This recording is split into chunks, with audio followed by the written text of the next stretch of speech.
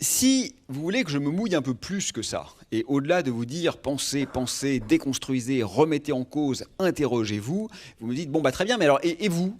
Pourriez-vous m'objecter si vous vous posez cette question, vous répondez quoi? Parce que c'est bien les questions, mais de temps en temps des réponses, c'est pas mal non plus.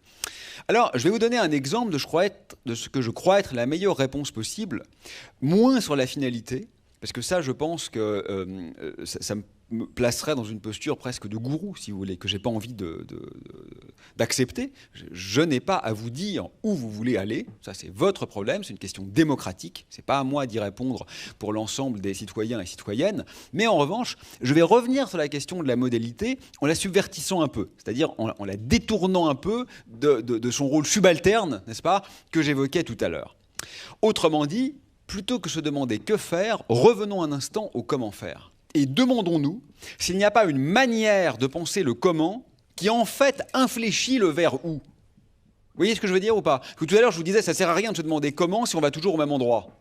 Je maintiens ça. Mais je crois qu'il y a une certaine manière de changer tellement le comment qu'en fait on ne pourra plus aller dans l'enfer. On ne pourra plus aller au même endroit.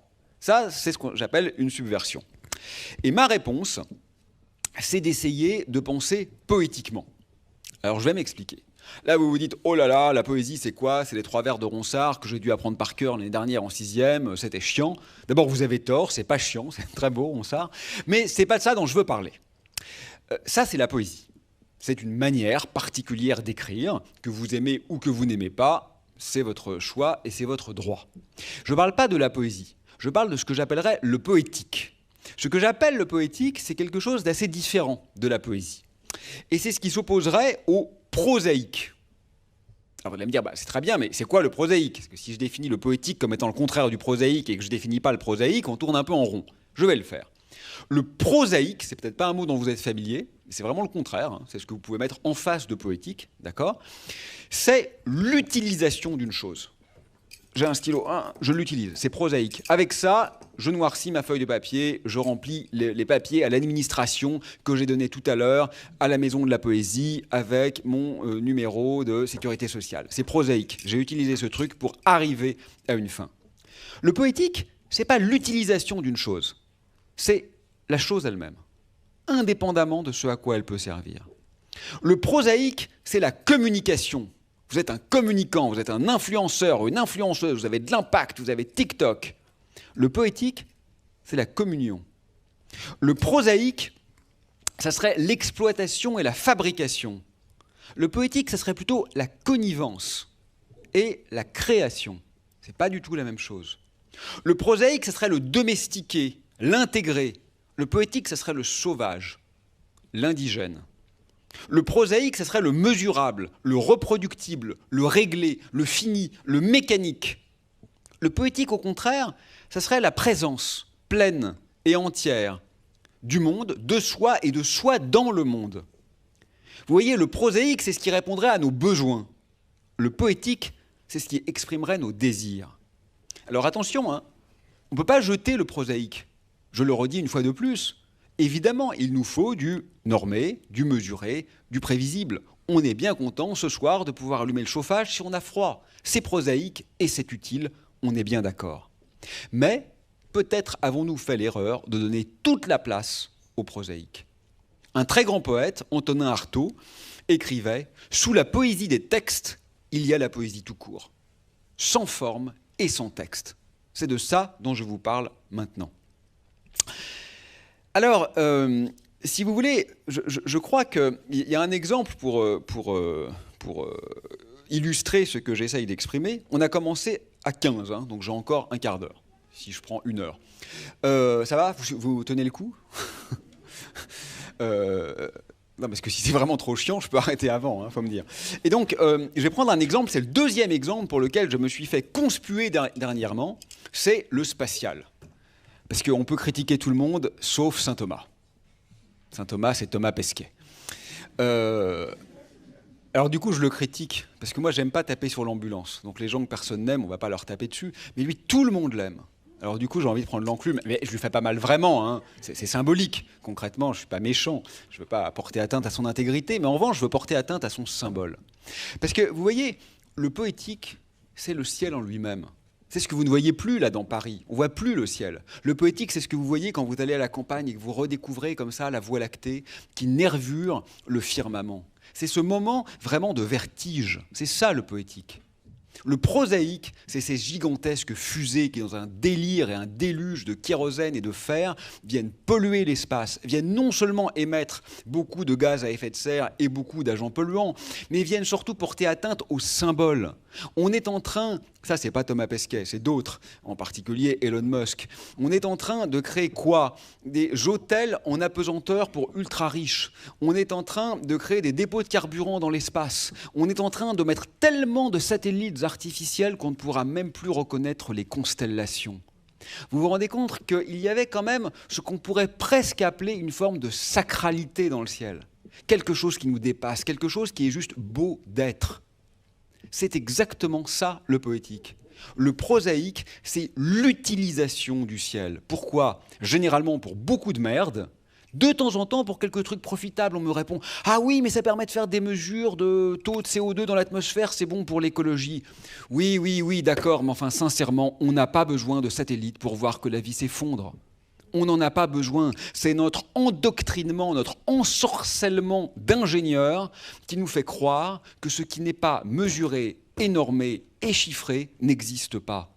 Voilà où il faut être poète. Réinventer un rapport au monde qui n'exclut pas la science. Moi, je suis astrophysicien et j'aime ça. Mais qui fait de la science une modalité du réel et non pas la totalité de celui-ci. Je crois qu'être poète ou poétesse, aujourd'hui, c'est tout accueillir dans sa capacité à déjouer les attendus, à ouvrir des failles dans la matrice systémique. Et ça, c'est important parce que, vous savez, parfois, on se moque un peu, ou plus exactement, on est fâché contre les milliardaires, par exemple, parce qu'on se dit qu'avec une plus juste redistribution, on pourrait sauver beaucoup de vies et nourrir des gens qui sont dans la famine. C'est tout à fait vrai. En tout cas, c'est mon avis, c'est ce que je pense. Je souscris inconditionnellement à cette remarque. Mais il y a une deuxième remarque qu'il faut tout de suite ajouter. C'est qu'en fait, le monde des milliardaires est extraordinairement pauvre. Ne les jalousons surtout pas. Ils ont un rapport au réel qui est totalement prosaïque. C'est-à-dire qu'en fait, ils ne laissent plus de place à ce qui fait la vie en tant que telle. Et c'est un peu comme mes amis écolos politiques qui demandent toujours plus d'argent pour la transition énergétique. Je sais qu'ils sont bien intentionnés. Peut-être ont-ils raison pour ce qui est de rénover les bâtiments et de diminuer les fuites thermiques. Mais c'est un peu bizarre en même temps de demander plus d'argent. Ce n'est pas une question d'argent, c'est une question de rapport au monde. Si vous vous enfermez dans une frénésie de l'action, de l'impact, du faire, du produire, c'est perdu d'avance. Vous êtes encore dans le système de valeurs du monde qui nous a conduits à cet échec civilisationnel. Pour le dire autrement, la question, si vous voulez, c'est qu'aujourd'hui, dans notre manière d'habiter l'espace, le poétique, c'est ce qui est autorisé le dimanche de 18h à 19h quand vous avez fini vos devoirs. C'est l'espèce de petit appendice comme ça, c'est une verrue sur les choses sérieuses. Et ce que j'essaye simplement de vous dire, c'est qu'en fait, c'est l'inverse. Le poétique, c'est ce qui est sérieux. C'est ce qui fait de vous des êtres vivants. C'est ce qui fait de vous, c'est ce qui fait que vous n'êtes pas votre ordinateur. Et en fait, bien sûr, il faut du prosaïque, mais le prosaïque, il devrait être assujetti, vassalisé au poétique, et non pas l'inverse. Et nous, on a inversé cette hiérarchie. On a l'impression que les choses matérielles sont celles qui comptent, et que le reste, bon, c'est un divertissement. Moi, ce que je vous dis, c'est exactement l'inverse. Bien sûr, il faut une articulation, mais peut-être devrions-nous redonner sa véritable valeur à ce qui a été à ce point oublié. Bon, j'avais une petite conclusion, mais dans laquelle je ne vais peut-être pas entrer.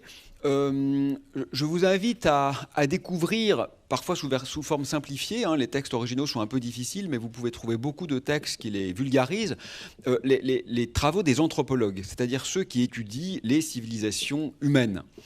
Ça vous permet de montrer, ça vous permet de comprendre que ce que je vous dis tout à l'heure est vrai. C'est-à-dire qu'il existe énormément d'autres manières de faire civilisation que nous avons simplement oubliées. Donc Descola, c'est le plus grand représentant de cette école en France, est tout à fait brillant dans cette direction. Récemment, j'ai découvert Mohamed Amer-Méziane, qui est un philosophe qui, je trouve, va plus loin encore, en montrant précisément que la dimension métaphysique a été omise par l'anthropologie occidentale et qu'il y a quelque chose d'absolument fondamental ici qui est à redécouvrir. Et je vous invite peut-être pas à regarder dès maintenant, si vous êtes jeune, ces textes qui sont un peu pointus, mais au moins à essayer d'accéder à ces penseurs qui, me semble-t-il, ouvrent des brèches absolument essentielles dans notre inertie systémique. Je conclus avec une jolie citation de Vladimir Yankelevitch, qui écrivait, vous verrez, c'est en écho à ce que je disais sur notre ami saint Thomas, « Cet envoûtement par l'effet de la nuit est nécessaire à notre existence. Oui, nous avons besoin de cette parenthèse enchantée. Nous avons besoin d'un ciel clandestin et d'une causalité féerique qui échappe aux obligations prosaïques du jour. Nous avons besoin de cette poussière des scintillements et des constellations où s'embrouillent les chevaux des déterminismes, où s'enchevêtrent les fils de la causalité. » Et ça, c'est très exactement ce que la conquête spatiale est en train de détruire. On ne peut pas aimer le ciel et l'espace. Soit on aime le ciel, soit on aime la conquête spatiale, mais l'un est l'opposé de l'autre. Merci.